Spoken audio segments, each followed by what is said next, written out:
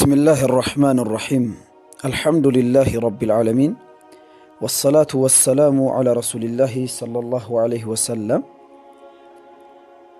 السلام عليكم ورحمة الله وبركاته እነኚህ 14 የህልም አይነቶች ዑለማዎች የሪዝቅ ምልክቶች ናቸው ብለው ያስቀመጡት ህልሞች አሉ። ከነኚህ 14 ምልክቶች ውስጥ አንዱን መመልከት የቻለ ሰው አላህ በአጭር ጊዜ ውስጥ ሰፋ ያለ ሪዝቅ እንደሚሰጠው፣ ሐላል የሆነ ሪዝቅ እንደሚሰጠው፣ ከድህነት እንደሚያወጣው፣ ከእዳም እንደሚያወጣው ዑለሞች ያስቀምጣሉ። ህልምን አላህ ሱብሓነሁ ወተዓላ በቁርአን ላይ ሲናገር ወሚን አያቲሂ መናሙኩም ቢለይሊ ወነሃር ከአላህ ተአምራቶች ውስጥ መሆኑን አላህ በቁርአን ይናገራል። ህልም አላህ ከተአምራቶች ውስጥ ነው። እናንተ በቀንም በማታም የምታዩዋቸው ህልሞች ከአላህ ድንቅ ተአምራቶች ውስጥ አንደኛው ነው ብሎ አላህ ይዘረዝሯል። አላህ ለባሪያው ሊሰጠው የሚፈልገውን ነገር ከመስጠቱ በፊት በብዙ መንገዳቶች ያም ቡሽራ ያም ብስራት አላህ ያሳውቋል። ከነሱ ስር አንደኛውና ዋንኛው ህልም ነው የሚሉት ዑለማዎች። ነቢዩ አለይሂ ሰላቱ ወሰላም ወህይ ሲወርድላቸው ወህይ የሚወርድላቸው መንገዳቶች ብዙ አይነት መንገዳቶች አሉ። አንደኛው ጅብሪል በሰው ተመስሎ መጥቶ ወህይ ይሰጣቸዋል። ሁለተኛው ቀልባቸው ስር ብቻ በማሳረፍ ቀልባቸው ስር ይረጋላቸውን በመናገር ወህይ ይደረግላቸዋል። ሶስተኛው ጅብሪልን ሳይመለከቱት ግን በጆሮአቸው መጥቶ የሚያወራቸው አለ። በተለያዩ መንገዳቶች አላህ ለረሱሉ አለይሂ ሰላቱ ወሰላም ወህይ ያደርስላቸዋል። ለአላህ መልክተኛ አለይሂ ሰላቱ ወሰላም ከሚደርስላቸው የወህይ መንገዳቶች ውስጥ አንደኛው ህልም ነው። በመናም ወይንም ደግሞ በህልም አላህ መልክቱን ያሳውቃቸዋል ማለት ነው። ነዚህም ነው ነቢ ሰለላሁ ዐለይሂ ወሰለም ጥሩን ህልም ስታዩ ለምትወዱትና ለምታምኑት ሰው ነገሩ ያሉት፣ መጥፎ ህልም ደግሞ ከሸይጣን ነውና በአላህ ተጠበቁ ብሎ የነገሩ ማለት ነው። አንድ ሰው የሪዝቅ ምልክት ሊሆንለት ከሚችሏቸው ህልሞች ውስጥ አንደኛውና የመጀመሪያው በህልሙ ምግብ ሲበላ መመልከት ነው። አንድ ሰው በህልሙ ምግብ ሲበላ ከተመለከተ አላህ ለዛ ሰው ሪዝቅን ሊሰጠው እያበጃጀለት እንደሆነ ጠቋሚና አመላካሽ ነው። ላኪን ይሄ ምግብ ደግሞ በሁለት ያስቀምጡታል ዑለማዎች። የሪዝቅ ምግብ ተብሎ የሚጠቀሰው ጣፋጭና ቀለል ያለ የምግብ አይነቶች ሲሆን ነው። ላኪን የሚፋጅ የሚያቃጥል ምግብ እየበላ በህልሙ የሚያይ ከሆነ ይህ ሰው ሐራም ላይ ነው ያለ ወይንም የሐራም መንገድን እያሯሯጠ ነው። ከዛ ነገር ራሱን መጠበቅ አለበት። የሚያቃጥል እጅግ በጣም የሚያቃጥል የሚፋጅ ትኩስ ምግብ ከበላ ማለት ነው። ቀዝቀዝ ያለና ቀለል ያለ ምግብ ሲበላ ከተመለከተ ደግሞ አላህ ሀብትን ሊሰጠው እንደሆነ ማሳያ ነው። ሁለተኛው አላህ ለባሪያው ሀብትን ሊሰጠው ሲል ቀድሞ በህልም ከሚያሳውቋቸው ምልክቶች ውስጥ ጣፋጭ ፍራፍሬዎችን በህልሙ ሲበላ ይመለከታል። ይህ ሰው እንደ ቴምር አይነት የመሳሰሉ ጣፋጭ ፍራፍሬዎችን ማንኛቸውም ጣፋጭ የፍራፍሬ አይነቶችን በህልሙ ሲመገብ በህልሙ ሲበላ ያየ ሰው አላህ ለዚህ ሰው ሪዝቅን ሊሰጠውና የሪዝቅ በርን እየከፈተለት እንደሆነ ማሳያ ነው ማለት ነው። ሶስተኛው አንድ ሰው በህልሙ ሙዝ ሲመገብ ወይንም ደግሞ ሙዝ ሲበላ ካየ ሙዙን ራሱ ገዝቶ ሊሆን ይችላል፣ ወይ በሐዲያ በስጦታ መልክ ተሰጥቶት ሊሆን ይችላል፣ ወይም ደግሞ ሲበላ ብቻ በህልሙ ሊመለከት ይችላል። ይህ የሪዝቅ ማሳያና ከሪዝቅ ምልክቶች ውስጥ ሌላኛው ነው።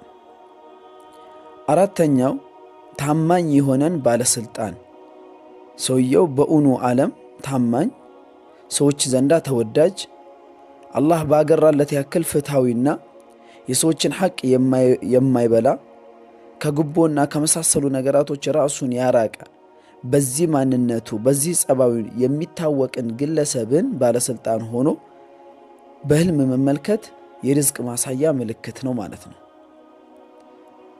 አምስተኛው ትላልቅና ጥንታዊ ተአምራዊ ቦታዎችን በህልም መመልከት፣ ትላልቅ ቦታዎችን እንደዚሁም ደግሞ መልካም ቦታዎችን ጥሩ ቦታዎችን በህልም መመልከት አላህ ሲሳይን ሪዝቅን ለአንድ ሰው ሊሰጠው መሆኑን ማሳያ ምልክቶች ናቸው።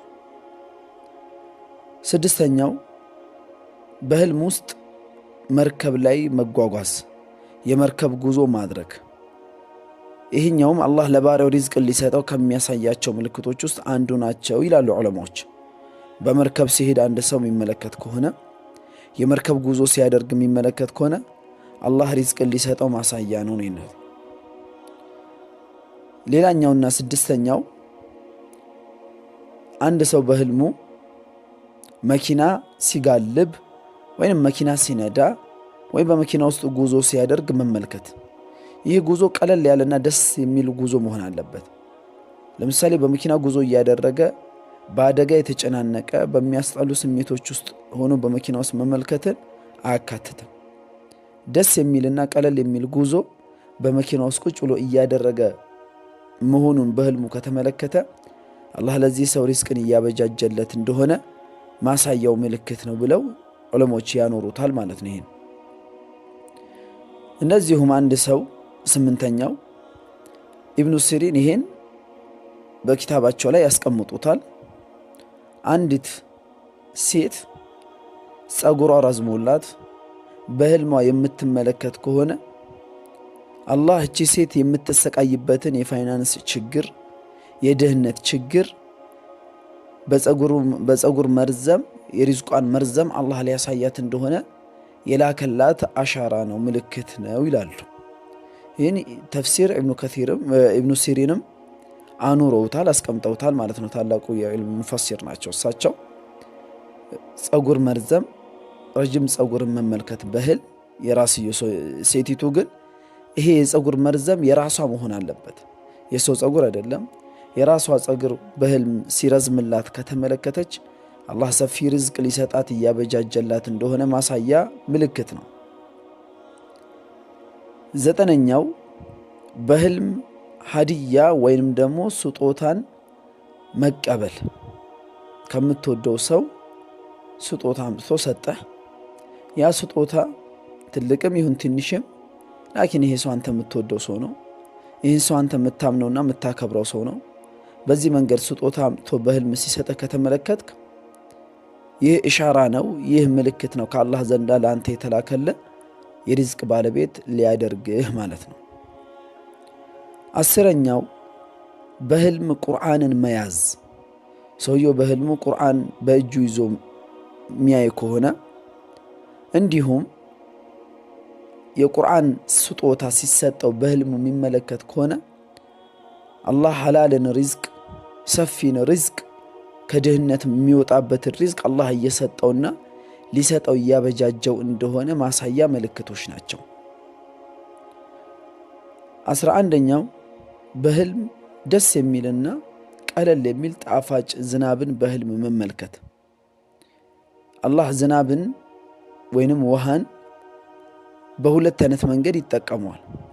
አንድ ለባሮቹ ሪዝቅን ስሳይን፣ ሁለት ደግሞ ለተቆጣባቸው ሰዎች ማጥፊያ መንገድንም አላህ አድርጎታል።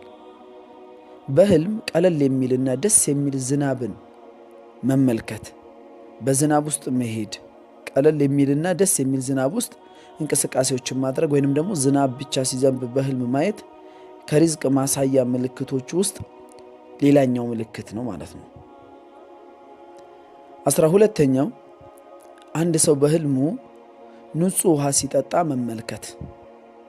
በህልሙ ደፍራሳ የደፈረሰ ውሃ፣ ቆሻሻ ውሃ ሲጠጣ የሚመለከት ከሆነ ይህ ሰው ሐራም ውስጥ ተዘፍቋል፣ ከዛ ሐራም ራሱን ሊያጸዳ ይገባል። ይህ ምልክቱ ነው፣ ኢሻራው ነው።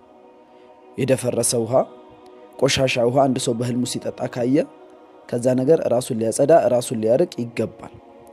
ላኪን በህልሙ ንጹህ ውሃ፣ ደስ የሚል ቀዝቀዝ ያለ ንጹህ የሆነን ውሃ በህልሙ መጠጣት የርዝቅ ማሳያ ምልክቶች ውስጥ ሌላኛው ምልክት ነው ማለት ነው።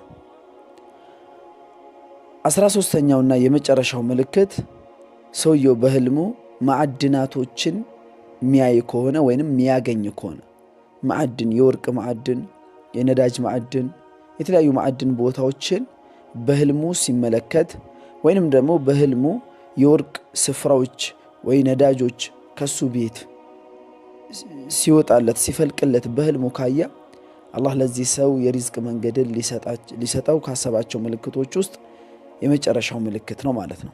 እነኚህ አሁን ምልክቶችን የህልም ሙፈሲሮች ወይንም ደግሞ ህልምን የሚፈቱ ዑለማዎች ኪታባቸው ላይ ያኖሩት ምልክቶች ናቸው። ያው ህልም በእስልምና ትልቅ ቦታ አለው፣ ችላ የሚባል አይደለም። ለዚህም ነው ሰሃቦች ሪድዋኑላሂ ተዓላ አጅመዒን የሆነን ህልም ሲመለከቱ ችላ አይሉትም። መጥተው ለረሱሉ ዓለይሂ ሰላቱ ወሰላም ይነግሯቸው ነበር። ህልም በብዙ መንገድ ድንጋጌዎች የተቀመጠበት አለ። ለምሳሌ አዛንን አንድ ሰሃባ በተመለከተው ህልም አማካኝነት አዛን እንዲጸድቅና አዛን በዚህ መንገድ የሰላት ጥሪ በዚህ መንገድ እንዲሆን የተቀመጠበት አለ።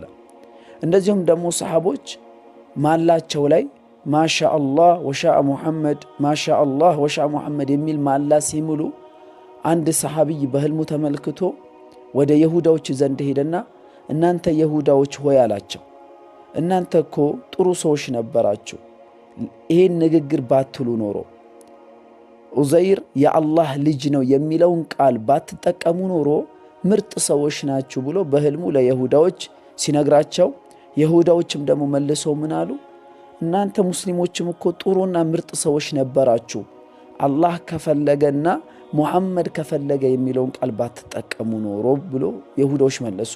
ነሳራዎችም ሲመልሱለት ይህን ህልሙን የተመለከተው ሰሃቢይ ለነቢ ዓለይሂ ሰላቱ ወሰላም ሄዶ ነገራቸው። እንዲህ ህልም አይቻለሁ አሉ። ነቢ ሰለላሁ ዐለይሂ ወሰለም ወዲያውኑ ትእዛዝ አስተላለፉ። አንድም ሰው መማል ሲፈልግ አላህ ከፈለገና ሙሐመድ ከፈለገ ብሎ እንዳይምል፣ አላህ ከፈለገ ثم شاء محمد عليه الصلاة والسلام ከዛ ነቢ ሰለላሁ ዐለይሂ ወሰለም ብለው ثمን ይጨምርና አክሎበት ይናገር ብለው ያስቀመጡታሉ። በብዙ ሰሃቦች አማካኝነት የታዩ ህልሞች ሸሪዓዊ ድንጋጌዎችን ተንተርሶ የመጡ አሉና ህልሞቻችንን ስናያቸው ለምንወዳቸው እንደዚሁም ደግሞ የህልሙ ዕውቀት ይኖራቸዋል ብለን ለምናስባቸው እንደውም ብንነግራቸውም ደግሞ በእኛ ላይ አይተሐሰዱብንም አይመቀኙብንም ብለን ለምናስባቸው ሰዎች የምናያቸውን ህልሞችን ሄደን ብንናገር ያ ነው መልካሙም የተሻለው ማለት ነው።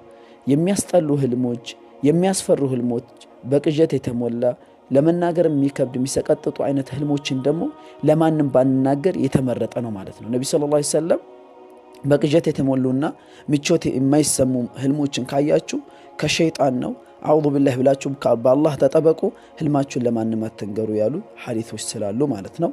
ወሰላሙ ዐለይኩም ወራህመቱላሂ ወበረካቱሁ።